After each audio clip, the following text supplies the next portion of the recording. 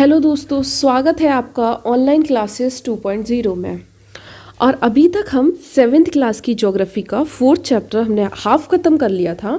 ठीक है, जिसके अंदर हम सब किसके बारे में पढ़ रहे थे? वायु के बारे में। ओके, तो हमने क्या देखा था? वायु में सबसे पहले हमने डिस्कस किया था वायुमंडल। इसमें हमने देखा था वायुमंडल का संगठन। फिर इसके थ्रू मैंने ये बताया था कि बैड ग्रीन हाउस इफेक्ट की वजह बहुत सारी चीज़ें हो सकती हैं। ठीक है, जैसे क्या होगा अगर हमारा वातावरण में गर्मी ज़्यादा बढ़ जाएगी तो जिसकी वजह क्या होगा? ग्लोबल वार्मिंग होगी। फिर इसके अंदर हमने क्या देखा था, डिस्कस किया था वायुमंडल की संरचना। फिर मैंने आपको इसमें मौसम एवं जलवायु के बारे में बताया था कि मौसम और जलवायु में क्या अंतर होता है। अब देखिए, अब हमें जो स्टार्ट करना था वो क्या स्टार्ट करना था? पवन। ठीक है, तो पवन क्या होती है हम सबसे पहले देखते हैं। हम अभी तक वायु, वायुदाब, वायुमंडल ये सब पढ़ते हुए आ रहे हैं। फिर आप एक नॉर्मल में भाषा में हम इसको वायु भी तो कह सकते थे, हमने इसको पवन ही क्यों कहा? और क्या डिफरेंस होता है वायु और पवन में? क्या मैंने अभी तक आपको वायु को कहीं भी ऐसा आपने महसूस किया है ना? नहीं ना, मतलब कि वायु दाब में आपको जो प्रेशर पड़ा हम इनडायरेक्टली तो देखते हैं उसको, लेकिन डायरेक्टली आपने फील नहीं किया। लेकिन पवन कब बोलते हैं? जब वायु बहती है। ठीक है, वायु बह रही है किसी एक डायरेक्शन से दूसरी डायरेक्शन में, तब उसे पवन कहा जाता है। दोनों में अंतर समझिए। जब वायु बह रही है, ठीक है, किसी भी डायरेक्शन में, किसी एक डायरेक्शन से दूसरी डायरेक्शन में, उसे हम क्या कहते हैं? पवन। तो देखिए क्या है, वायु की गति को क्या कहते हैं? पवन कहते हैं।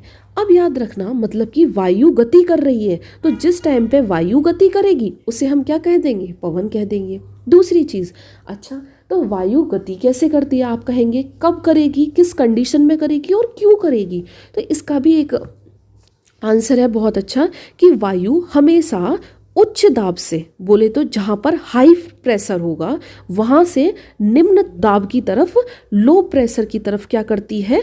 गति करती है।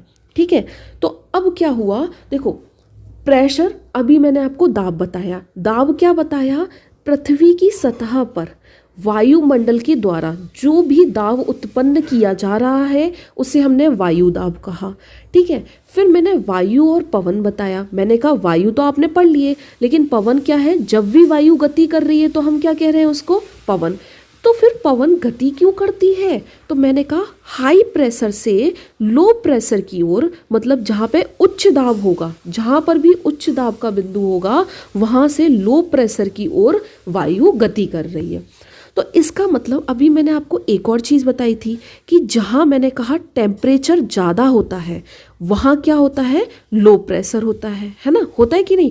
और जहाँ टेम्परेचर कम होता है ना, टेम्परेचर कम होता है वहाँ पर क्या होता है? हाई प्रेशर होता है। ये एकदम एंटी होते हैं, मैंने अभी आपको बताया है ना। तो आप समझो टेम्परेचर ज़्यादा कहाँ पर है? तो आप बोलोगे इक्वेटर पर होता है 0 डिग्री। बिल्कुल सही बात है। तो वो कैसी पेटी होगी? अगर आपसे पूछ ले कि इक्वेटर जो है हमारा, जो हमारा विषुवत रेखा है, भूमध्य रेखा है, वो कैसी पेटी है? तो आप कहेंगे लो प्रेशर की, है ना, क्योंकि रिलेशन तो मैंने आपको पहले ही बता दिया है ना। जहाँ पर भी टेम्परेचर ज़्यादा है वो लो प्रेशर की पेटी है, और जहाँ भी टेम्परेचर कम है वो हाई प्रेशर की पेटी है। तो अगर हम बोले पोल्स पर, बोले तो 90 डिग्री पर अगर प्रेशर नापा जाए तो कैसा प्रेशर होगा? हाई प्रेशर पाया जाएगा। अब देखो, पवन का नाम उसके आने की दिशा के आधार पर निर्धारित किया जाता है। ये बहुत इंपॉर्टेंट है। देखो, पवन जिस डायरेक्शन से चल रही है ना, जिस डायरेक्शन से आ रही है वो डायरेक्शन पे पवन का नाम डिसाइड कर लिया जाता है। जैसे मैं कहूँ कोई पवन पश्चिम से आ रही है तो वो पवने हम पछुआ पवने कह देते हैं।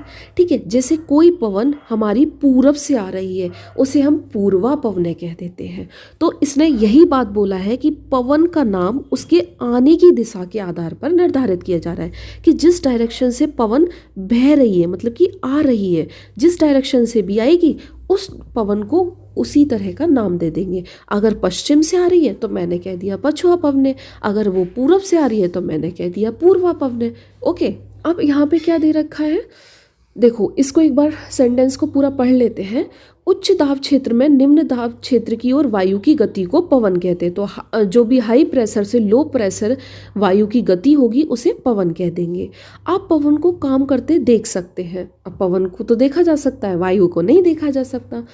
जब यह सड़क पर गिरी पत्तियों को उड़ाती हुई तूफान के समय पेड़ों को उखाड़ती जाती है तो आप इसको अच्छे से महसूस कर सकते हैं। या इसमें बहुत अच्छा एग्जाम्पल दे रखा है कि कभी कभी पवन इतनी तेज होती है कि आप इसकी विपरीत दिशा में, जस्ट लाइक पवन इस तरह चल रही है, पूर्वा पवनें चल रही हैं, पूर्व साइड से आ रही हैं, ठीक है, और आप इस साइड जा रहे हैं, सपोज आप इसी साइड जा रहे हैं, तो क्या होगा, आपको चलने में बहुत ही मुश्किल होगी, है ना। आप अनुभव किया जाएगा कि तेज पवन में, और आप चलने में भी कठिनाई होगी। या आप तेज पवन में कभी छाता लेकर जाएंगे तो आपको बहुत कठिनाई होती है। आपने देखा होगा जब उल्टे डायरेक्शन में पवन चल रही है और आप उसके सेम डायरेक्शन में जा रहे हैं, है ना, तो आपको बहुत ज़्यादा कठिनाई महसूस होगी। 3 अन्य उदाहरण सोचिए जब तेज पवन के कारण आपको कोई समस्या उत्पन्न हुई हो। अच्छा, अब यहाँ पे दे रखा है पवन को मुख्यतः 3 प्रकारों में पाया जाता है। तो अब हम देख लेते हैं 3 डिफरेंट टाइप ऑफ, ये हमें जो पवन दिखेंगी मुख्य प्रकार की, उनको डिस्कस करते हैं। ये पहले मैं आपको बता देती हूँ, एक है स्थायी पवनें, एक है मौसमी पवनें, एक है स्थानीय पवनें। देखो, कभी भी किसी चीज़ पर आप जाओ ना, या किसी भी चीज़ को पढ़ो तो उसके मीनिंग से पढ़िएगा। सबसे पहले दे रखा है स्थायी। स्थायी का मतलब क्या होता है, परमानेंट, ठीक है। तो इसमें हम इनको इंग्लिश में परमानेंट विंड्स ही कहते हैं। तो परमानेंट विंड्स मतलब कि ऐसी विंड जो साल भर या हमेशा एक ही डायरेक्शन में बहेंगी, उनको क्या बोला जाता है, स्थायी पवनें। हो गया ना इजी। सिर्फ मतलब समझिए क्या है, स्थायी पवनें क्या है, परमानेंट विंड्स है। परमानेंट विंड्स का मतलब क्या होता है, ऐसी विंड्स जो साल भर निश्चित दिशा में ही बहती हैं, उनको हम क्या कह देते हैं, स्थायी पवनें। देख लें, जैसे व्यापारिक पवनें होती हैं, जो स्थायी पवनें होती हैं जो वर्ष भर लगातार निश्चित दिशा में ही बहती हैं। अभी मैं ये व्यापारिक पवनें ये सब बताऊंगी तो इस पे मत जाना, पहले स्थायी पवनें, इन सब का मतलब समझें। मौसमी पवनें, अब मौसमी पवनों का मतलब समझें क्या है, ऐसी पवनें, मौसम मतलब किसी पर्टिकुलर मौसम में वो इस तरह बह रही हैं और दूसरे मौसम में वो इस तरह बह रही हैं, ठीक है। मतलब कि मौसम के हिसाब से वो क्या कर रही हैं, अपनी दिशा को बदल रही हैं। तो उन्हीं को मैंने क्या कह दिया, मौसमी पवनें कह दिया। ओके, ये पवनें विभिन्न ऋतुओं में अपनी दिशा बदलती रहती हैं। उदाहरण के लिए भारत में मानसूनी पवनें, ठीक है, जो हमारा दक्षिण से दक्षिण पश्चिम मानसून आता है, हम देखते हैं, जिसके कारण हमारे यहाँ वर्षा होती है, ठीक है, तो वो उसके कारण होती है। तो ये कैसी हो गई, हमारी मौसमी पवनें हो गई, है ना। अब तीसरी देखते हैं, स्थानीय पवनें। देखो, स्थानीय क्या होता है, कोई स्पेसिफिक प्लेस। स्थानीय मतलब कहीं की लोकल पवनें। तो यहाँ क्या देखने को मिलता है कि ऐसी पवनें जो किसी छोटे क्षेत्र में वर्ष या दिन के किसी विशेष टाइम पे, एक पर्टिकुलर टाइम पे चल रही है, उनको हमने स्थानीय पवनें कह दिया।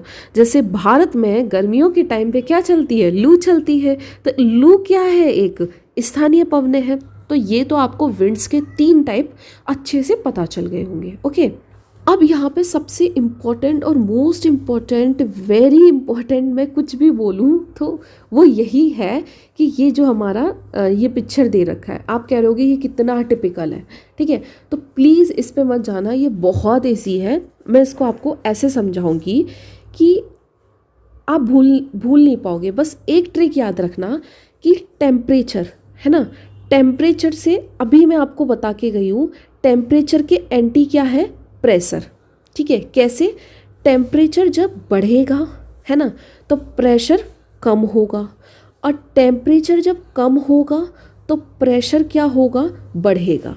सिर्फ इतनी बात याद रखना, ठीक है। अगर आपको ये याद है तो आपको विंड्स में कभी प्रॉब्लम नहीं होगी। देखो, सबसे पहले हमें ये 0 डिग्री दिख रही है, ठीक है, हम ऑलरेडी बहुत बार डिस्कस कर चुके हैं, ये इक्वेटर है हमारा 0 डिग्री, है ना। 0 डिग्री से 5 डिग्री उत्तर में और 5 डिग्री दक्षिण में ये जो हमें दिखता है, ये भूमध्य रेखीय निम्न दाब क्षेत्र देखने को मिलता है। अब सुनो, इसको भूमध्य रेखीय निम्न दाब क्षेत्र क्यों कह रहे हैं, ट्रिक याद करो।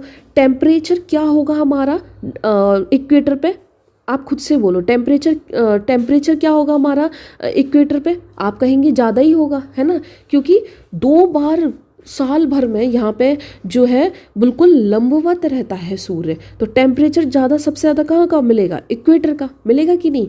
अब सोचो यहाँ पर टेम्परेचर ज़्यादा है तो मैंने क्या कहा, प्रेशर क्या होगा? उल्टा, इसलिए यहाँ पे क्या है? निम्न दाब क्षेत्र।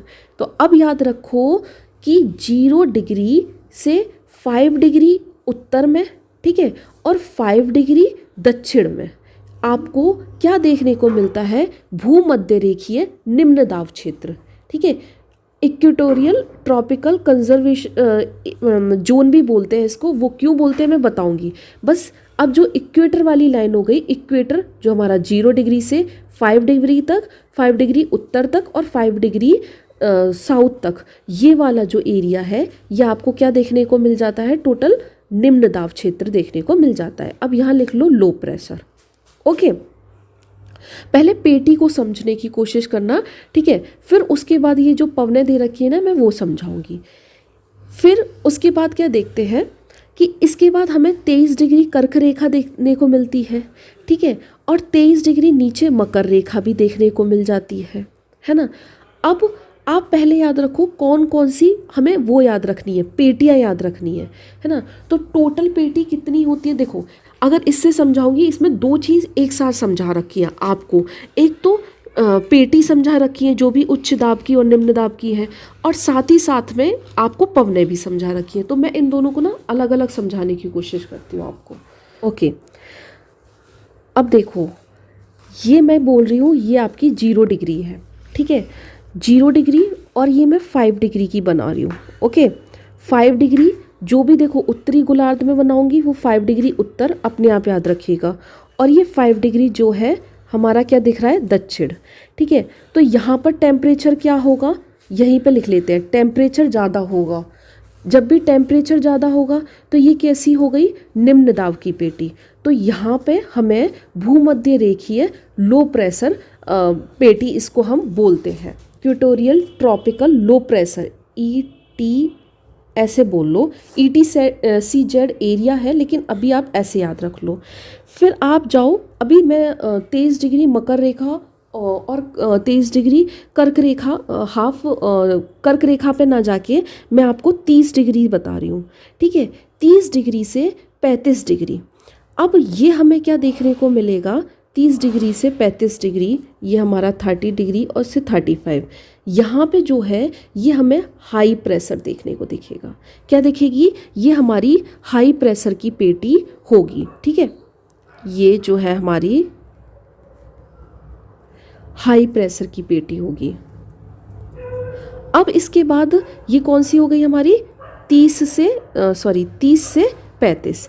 इसके बाद कौन सी आती है? 60 डिग्री वाली, ठीक है, 60 डिग्री वाली पेटी। अब ये जो हमारी 60 डिग्री वाली पेटी है, 60 से 65 वाली, है ना, ये हमें फिर से लो प्रेशर पेटी देखने को मिल जाएगी। और यहाँ पर एक पेटी होती है हमारी पोल पर, ठीक है, ये पोल वाली जो होती है 90 डिग्री, और ये हमारी कैसी देखने को मिलेगी?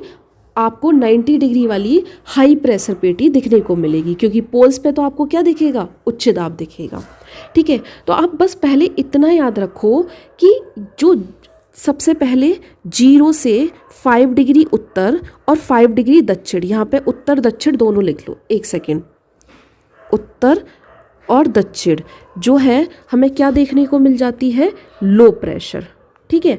फिर 30 से 35 डिग्री, ओके, उत्तर और दक्षिण हमें क्या देखने को मिल जाएगी? High pressure. फिर 60 से 65 डिग्री, ठीक है, उत्तर दक्षिण हमको क्या दिख जाएगी? फिर से लो प्रेशर। और 90 वाली जो हमारी पोल्स वाली होगी वो हमारा हाई प्रेशर होता है। या फिर आप एक को पहले ऐसे, या तो ऐसे याद कर लो, या आप क्या करो, इक्वेटर वाली पहले लो प्रेशर, फिर हाई प्रेशर, फिर लो प्रेशर और फिर हाई प्रेशर, ठीक है, कुछ इस तरह याद कर लो। तो 4 तो मैंने आपको ये दाब की पेटी दिखा दी कि कहाँ पर तो लो प्रेशर होगा और कहाँ पर हाई प्रेशर। तो यहाँ टेम्परेचर ज़्यादा होता है बहुत, तो प्रेशर क्या होगा? लो होगा। और 90 डिग्री पे टेम्परेचर बहुत कम होता है, बर्फ़ जमी रहती है, बहुत ठंडा होता है, तो यहाँ पर क्या होगा, हाई प्रेशर होगा। ओके, और मैंने क्या कहा, एक और चीज़ कि पवन कैसे गति करती है, high pressure to low pressure, है ना, high pressure to low pressure गति करती है। अब अगर हम यही समझें तो आप प्लीज़ समझिएगा कि देखो, अगर मैंने देखो यहाँ पे 5 डिग्री बताया, ये हमारा क्या है, लो प्रेशर है, ठीक है। अब हमने इसे लो प्रेशर लिख लो, इसे हाई प्रेशर लिख लो, इसे फिर से लो प्रेशर लिख लो और इसे हाई प्रेशर लिख लो, ठीक है। अब अपने आप लिखो, यहाँ पे पवनें कैसी चलेंगी, 35 से 30। आपने कहा हाई प्रेशर तो यहाँ है, लो प्रेशर यहाँ है, तो पवनें कैसे चलेंगी, कुछ इस प्रकार चलेंगी, चलेंगी कि नहीं चलेंगी, है ना। यहाँ पर भी किस तरह चलेंगी, इस तरह ही चलेंगी। तो आपने देखा कि यहाँ पर 35 डिग्री से साउथ 35 डिग्री साउथ से 30 डिग्री नॉर्थ और 30 डिग्री साउथ से 0 डिग्री की तरफ जो है क्या चलेंगी, पवनें चलेंगी, है ना। और ये जहाँ पर आकर मिलेंगी, ये दोनों पवनें उत्तर से और दक्षिण से, ये देखो दोनों मिल रही है ना, इसी को हम ITCZ एरिया कहते हैं। क्या कहते हैं, ITCZ एरिया कहते हैं, है ना। कभी कभी हम इसको डोल ड्रम भी कह देते हैं, ITCZ, inter tropical conversion zone. Okay, जहाँ पर भी 30 डिग्री उत्तर से और 30 डिग्री दक्षिण से, यहाँ ये 0 डिग्री 5 से 0 डिग्री साउथ 5 साउथ तक, मतलब दक्षिण तक ये पवनें जो आके मिल रही हैं, उसको हम डोलड्रम या ITCZ एरिया कहते हैं। कई बार क्वेश्चन पेपर में पूछा जाता है कि ITCZ कहाँ पर पाया जाता है, तो कहिएगा इक्वेटर पर, बोले तो 0 डिग्री पर पाया जाता है, ठीक है।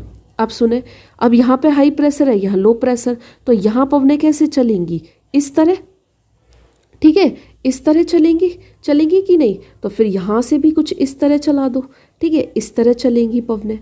फिर अब देखो, यहाँ तो लो प्रेशर है, हाई प्रेशर यहाँ है, तो यहाँ पर पवनें इस तरह चलेंगी। तो जहाँ जहाँ से हाई प्रेशर होगा, पवन हमेशा उस लो प्रेशर की ओर चलेंगी। तो देखो, अब मैंने आपको अभी यही बताया, ये हमारा क्या हो गया, डोल ड्रम। देखो अब इतना एरिया देखो, सबसे पहले कि ये 30 डिग्री तक, 0 से 30 डिग्री उत्तर और 30 डिग्री साउथ। मैंने क्या कहा, 0 वाली क्या हो गई, लो प्रेशर, निम्न दाब पेटी है। 30 वाली क्या हो गई, हाई प्रेशर, देखो उच्च दाब पेटी है। तो यहाँ से जो पवन आई, यहाँ से वो किस तरह आ रही है, इस तरह आ रही हैं, ठीक है। अब देखो, आपको एक चीज़ और देखने को मिल जाएगा कि ये जो है आ रही है, व्यापारिक पवनें कहते हैं। इन पवनों को जो 0 डिग्री 30 से 0 डिग्री 30 साउथ तक मिलेगी, उन्हें हम व्यापारिक पूर्वा पवनें कहते हैं। ये किस साइड से चलती हैं, पूरब की साइड से। और जो मैंने कहा जिस दिशा से चलेगी उनको क्या कहा जाएगा, पूर्वा। यहाँ पे लिखा नहीं गया, लेकिन इनको पूर्वा पवनें कहते हैं। देखो लिख रहा है उत्तर पूर्वी व्यापारिक पवनें, और इसको लिख रहा है दक्षिण पूर्वी व्यापारिक पवनें। तो इतना क्लियर हो गया, ठीक है। और ये दोनों पवनें हाई प्रेशर से आके लो प्रेशर पे जहाँ पर मिलेंगी, उसको कौन सा एरिया कहते हैं, ITCZ area, inter tropical conversion zone, भूमध्य रेखीय निम्न दाब क्षेत्र या डोल ड्रम कहा जाता है। इतना क्लियर है। अब आ जाओ 35 डिग्री पर, यहाँ चलो 35 से, ठीक है। यहाँ पर अभी हाई प्रेशर है और ये 60 है हमारी, ठीक है। यहाँ लो प्रेशर है, तो यहाँ पवनें कैसे चल रही हैं, देखो इस तरह चल रही हैं, है ना। ये 35 डिग्री, ये तो हाई प्रेशर ही था ना। अब मैंने कहा था ये लो प्रेशर है, तो यहाँ पवनें क्या चलेंगी, इस साइड। अब ये कहाँ से आ रही है पवनें, पश्चिम से, इसलिए इनको क्या कह दिया, पछुआ पवनें, ठीक है। तो ये हमारी कहाँ पर, अब ये हमारी एक और निम्न दाब क्षेत्र बन गया, कौन सा, अधोध्रुवीय, ठीक है। अब आ गया हमारा सबसे ऊपर वाली, ये वाली क्या है, उच्च दाब हाई प्रेशर, और ये वाली पेटी हमारी कौन सी है, लो प्रेशर। तो यहाँ से जो पवनें चलेंगी वो हमारी कुछ इस तरह चलेंगी, ठीक है। और ये जहाँ मिलती हैं वहाँ पे चक्रवात भी मिलती हैं, फ्रंट, जिनको हम फ्रंट कहते हैं, और चक्रवात का भी निर्माण करती है। ये हमारा अलग टॉपिक चला जाएगा, वो हम बाद में डिस्कस करेंगे। तो पहले आप याद रखो 0 डिग्री वाली, आप यहाँ ही लिख दो लो प्रेशर, 30 से 35 वाली आप लिख दो हाई प्रेशर, 60 से 65 वाली आप लिख दो लो प्रेशर, और ये 90 डिग्री वाली हाई प्रेशर। तो लो प्रेशर हाई प्रेशर कैसे चलेगी, हाई से लो। यहाँ पर हाई प्रेशर लो प्रेशर कैसे चलेगी, हाई से लो। ठीक है, यहाँ हाई प्रेशर यहाँ लो प्रेशर कैसे चलेगी, हाई से लो। बस हो गया। ओके, अब देखो यहाँ पे क्या दे रखे हैं, चक्रवात। ठीक है, चक्रवात क्या होते हैं तो हम ये देख लेते हैं पहले तो। अब इसमें बहुत अच्छे से चक्रवात हमने देखा होगा, आपने सुना होगा, समुद्र एरिया में आते हैं। पहले चक्रवात किन कंडीशन में आते हैं वो आपको आगे वाले चैप्टर में समझ में आएगा। लेकिन याद रखना, जब भी समुद्र बहुत ज़्यादा गर्म हो जाता है, मतलब कि 27 डिग्री उसका टेम्परेचर हो जाए, तो वहाँ पर टेम्परेचर ज़्यादा हो जाएगा, तो वहाँ पर क्या होगा, निम्न दाब का क्षेत्र बन जाएगा, लो प्रेशर, है ना। जिस कारण से क्या होगा, जो हाई प्रेशर की पेटी होगी वहाँ से क्या होगा, लो प्रेशर की ओर हवाएं चलेंगी कुछ इस तरह। ठीक है, तो वो घुमावदार क्या होता है, चक्रवात बनता जाता है। किसके कारण, क्योंकि वहाँ पर लो प्रेशर क्रिएट हो जाता है। और ऐसा क्रिएट कब होगा, जब जो समुद्र का टेम्परेचर होगा वो 27 डिग्री से ज़्यादा हो जाए या 27 डिग्री हो जाए। जब भी समुद्र गर्म होंगे तो चक्रवात आता है। तो इसमें क्या बता रखा है कि भारत के पूर्वी समुद्री तट पर, जैसे उड़ीसा हुआ, बंगाल की खाड़ी, जैसे अभी बहुत सारे चक्रवात आए हैं, आपको पता है बंगाल में भी आया था। ठीक है, और हमारे महाराष्ट्र में भी इस बार अरब सागर में हमें देखने को मिलता है चक्रवात। प्लीज़ मेरा आपसे क्वेश्चन है कि मुझे कमेंट बॉक्स में ये आंसर ज़रूर दीजिएगा कि जो हमारे बंगाल और उड़ीसा के तट पर जो अभी चक्रवात आया था 2020 में, उसका नाम क्या था, और जो महाराष्ट्र में आया है उसका नाम क्या है। ओके, तो यहाँ पर इस वाले एरिया में मोस्टली चक्रवातों का खतरा बना रहता है। ठीक है, राज्य को 5 जिलों 1999 में राज्य के 5 जिलों में चक्रवात आया था, जिसे हमने महाचक्रवात नाम भी दिया था, और उसने बहुत ज़्यादा तबाही मचाई थी। इस टाइम पे पवन का जो वेग होता है, मतलब चलने का जो पवन की गति होती है वो बहुत तेज़ हो जाती है, और वर्षा बहुत तेज़ होती है। ठीक है, जिससे बहुत ज़्यादा हानि होती है। जब भी चक्रवात आते हैं तो मैंने कहा क्या होता है, लो प्रेशर बन जाता है। तो लो प्रेशर की वजह से हाई प्रेशर से जो पवन चलती है ना, बहुत तेज़ी से चलती है। सपोज यहाँ पे तो दे रखा है बहुत बड़ा ज़्यादा होगा ना, तो लगभग 260 किलोमीटर प्रति घंटे की रफ्तार से। अब आप समझ सकते हो कि कितनी तेज पवनें चल रही हैं। ठीक है, वाली पवनें 36 घंटे से भी ज़्यादा समय तक चलती रही। ठीक है, और ये कब तक चलती रही, मतलब एक दिन से भी ज़्यादा, सपोज चलो 1.5 दिन तक चलती रही, जिस कारण से तीव्र गति से चलने पेड़ उखड़ जाते हैं, घरों की छतें उड़ जाती हैं, टेलीफोन संचार सब मतलब कि सब गड़बड़ा जाता है, और बहुत तेज़ी से वर्षा होती है। इसी के कारण नदियों में भी बाढ़ आ जाती है, और चक्रवाती पवनों के कारण ज्वारीय तरंगें भी हमें देखने को मिल जाती हैं, और 20 किलोमीटर तक आ गई। फलस्वरूप तटीय क्षेत्रों में बहुत ज़्यादा तबाही होती है। देखो, जब भी लैंडफॉल होता है, मतलब कि जब भी चक्रवात, याद रखना, तट से टकराता है तो क्या होता है, वो शांत हो जाता है। लेकिन फिर भी जब ये समुद्र में आ रहा होता है तो इससे काफ़ी जो तटीय क्षेत्र होता है वहाँ पे बहुत तबाही मचती है। अचानक से 7 से 10 मीटर ऊँची ज्वारीय तरंगें आ गई, जिसके कारण तैयार खड़ी धान की फसल भी पूरी तरह बिगड़ गई। तो ये होता है चक्रवात के कारण बहुत ज़्यादा विनाश। 25 अक्टूबर 1990 में पूर्वी पोर्ट ब्लेयर, आपको जानते हैं अंडमान की जो राजधानी है वो पोर्ट ब्लेयर है, उसी के निकट थाईलैंड की खाड़ी में अवदाब दाब के कारण यह चक्रवात उत्पन्न हुआ। अवदाब मतलब लो प्रेशर के कारण, और धीरे धीरे उत्तर पश्चिम में ये बढ़ता गया। उत्तर पश्चिम में, जैसे अंडमान निकोबार सपोज करो यहाँ है, तो उत्तर पश्चिम में इस तरह। ठीक है, हाँ, तो ये कहा गया, और इसे महाचक्रवात का इसने रूप धारण कर लिया, और इसने उड़ीसा के एरिया में बहुत ज़्यादा तबाही मचाई थी। तो यहाँ पे हमें उड़ीसा देखने को मिल ही जाता है। भुवनेश्वर, कटक, जो 28 तटीय नगर हैं उनमें बहुत ज़्यादा बर्बादी हुई थी, फसल की भी बर्बादी हुई थी, और बहुत सारी जो क्षेत्र था वो बहुत उनका ये कहो विनाश हुआ। लेकिन आपको बताऊं, पारादीप तट जो हमें उड़ीसा में देखने में मिलता है, कोणार्क मंदिर, सूर्य मंदिर है, और मैंग्रोव के जंगल भी लुप्त हो गए थे, जबकि मैंग्रोव के वन तो जो है ना वो चक्रवात से बचाने का कार्य करते हैं, बहुत इंपॉर्टेंट होते हैं तटीय क्षेत्रों में मैंग्रोव वन। ठीक है, ओके, नेक्स्ट टॉपिक है हमारा आर्द्रता। ठीक है, आर्द्रता को इंग्लिश में बोलूँ तो क्या बोलते हैं हम? ह्यूमिडिटी। ह्यूमिडिटी क्या होती है? देखो, जब भी हमें वायु में, ठीक है, नमी पाई जाए, है ना, तो वायु में, जैसे हमारी वायु है उसमें क्या है? नमी पाई जा रही है। नमी मतलब पानी पाया जा रहा है। ठीक है, तो उसे हम क्या कह देते हैं? आर्द्रता कहते हैं, या फिर हम ह्यूमिडिटी इंग्लिश में कह देते हैं। अच्छा, अब आप कहेंगे कि वायु में नमी कैसे आई? तो भाई जब भी वायु चल रही है तो वो समुद्र के एरिया से बह के जा रही है ना, तो वो अपने कारण क्या करती है? अपने साथ, है ना, क्या कर जाती है? अपने साथ नमी को भी अपने साथ धारण कर लेती है, जिसके कारण वातावरण में ह्यूमिडिटी हो जाती है। तो देखो, जब जल पृथ्वी एवं विभिन्न जलाशयों में वाष्पित होता है, या फिर आप कहो क्या होता है, जो भी हमारी नदियां हैं और बड़े बड़े समुद्र हैं वहाँ पर सूरज की रोशनी पड़ेगी तो हमारा जो जल होगा वो वाष्प होके कहाँ जाएगा? हमारे वातावरण में, मतलब कि कहाँ जाएगा? हमारे वायुमंडल में। ठीक है, तो वायु में किसी भी समय जल वाष्प की मात्रा को आर्द्रता कहते हैं। तो जो वायुमंडल में हमें वाटर वेपर्स पाए जाएंगे उनको हम आर्द्रता कह देंगे। ठीक है, जब भी वायु में जल वाष्प की मात्रा अत्यधिक होती है तो उसे हम आर्द्र दिन कहते हैं। हम नहीं कहते आज कितनी मतलब ह्यूमिडिटी है ना, ऐसे मतलब कि बहुत चिपचिपाहट होती है, अलग ही हमें पता चल जाता है बरसात के दिन में। तब क्या होता है? वायु में आर्द्रता बहुत अधिक होती है, फिर हम क्या कहते हैं? देखो ह्यूमिडिटी बढ़ रही है, जिसके कारण जल्दी से वर्षा हो जाए तो ये ह्यूमिडिटी कम होगी। वर्षा हो जाएगी तो क्या होगा? जो वायु में जल वाष्प के कण थे वो बादल के रूप में बन के बरस जाएंगे, जिससे क्या हो जाएगी? ह्यूमिडिटी कम हो जाएगी। तो उसे हम क्या कहते हैं? आर्द्र दिन कहते हैं।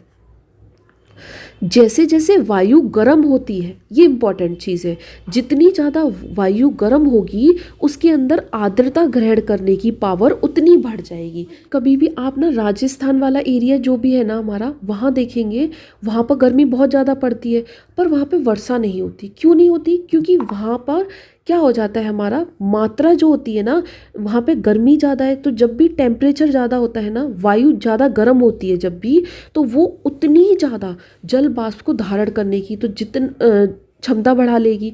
तो अब सपोज करो गर्म हवाएं तो चल रही हैं, लेकिन उन गर्म हवाओं के पास उतनी ज़्यादा पावर है क्या करने की? जल वाष्प को ग्रहण करने की। इसलिए क्या होता है वहाँ पे, जैसे मौसम में नमी थोड़ी बहुत होती है ना, तो उसके कारण वर्षा नहीं हो पाती, क्योंकि वहाँ की वायु में जल वाष्प ग्रहण करने की पावर और भी ज़्यादा है।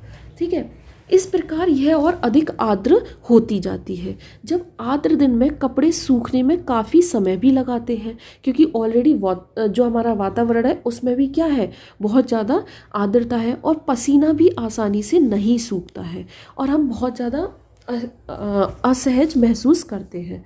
ओके, जब जल वाष्प ऊपर उठता है, अब देखो अब क्या हुआ, जैसे जल वाष्प ये ऊपर उठ रहा है, ठीक है, यहाँ पे दिखाया गया है ऊपर उठते हुए आर्द्र वायु। देखो वायु अपने आप तो ऊपर नहीं चढ़ पाएगी, तो वो किसी ना किसी का सहारा लेती है। तो हमने देखा है हमारे यहाँ ज़्यादातर पहाड़ की हेल्प से वायु ऊपर जा रही है और अपने साथ आर्द्रता भी ले जा रही है। ठीक है, और फिर उसके बाद क्या करती है? बादलों का निर्माण करती है, और जहाँ पर बादलों का निर्माण कर देती है वहाँ पर क्या हो जाती है? वर्षा हो जाती है। जबकि जो पहाड़ के माउंटेन्स के पीछे वाला एरिया होता है ना, जैसे पहाड़ यहाँ तक है तो यहाँ तक बादल बने, वर्षा हो गई, लेकिन इसके पीछे वाला जो एरिया होगा ये हमारा सूखा क्षेत्र हो जाता है, छाया दृष्टि क्षेत्र कह देते हैं इसे हम। ठीक है, तो जब जल वाष्प ऊपर उठता है तो यह ठंडा होना शुरू हो जाता है। तो टेम्परेचर, मैंने कहा बादल कब बनेंगे? इंपॉर्टेंट चीज़, ठंडा होंगे। तो ठंडा कहाँ पर होंगे? जहाँ टेम्परेचर कम होगा भाई, जहाँ पे ठंडा होगा तो ऊपर उठेगा तभी तो बादल बनेंगे।